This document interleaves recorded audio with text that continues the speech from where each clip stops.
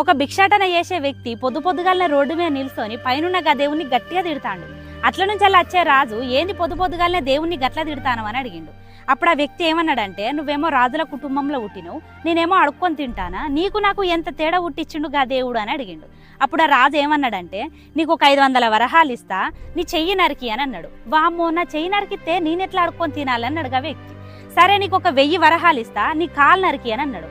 వామ్మో, నా కాలు నరికితే నేనెట్లా బతకాలి అని అన్నాడు. ఇక ఇదంతా ముచ్చట కాదు, నీకు ఒక 2000 వరహాలు ఇస్తా, నీ నాలిక కోసి అని అన్నాడు. ఇక కొద్దిసేపు ఉంటే నా పానమే అడగట్టట్టున్నావు కదా అన్నాడు ఆ వ్యక్తి. మరి నీకు డబ్బుతోని వెలగట్టలేని శరీరాన్ని ఇచ్చిండుగా భగవంతుడు, నువ్వు పేదోని ఎట్లయితావు అన్నాడుగా రాజు. అందుకే దేవుడు మనకు కాలు రెక్కలు ఇచ్చిండంటే రెక్కల కష్టం చేసుకొని బతకమని, సోమరిపోతు లెక్క ఉండమని కాదు.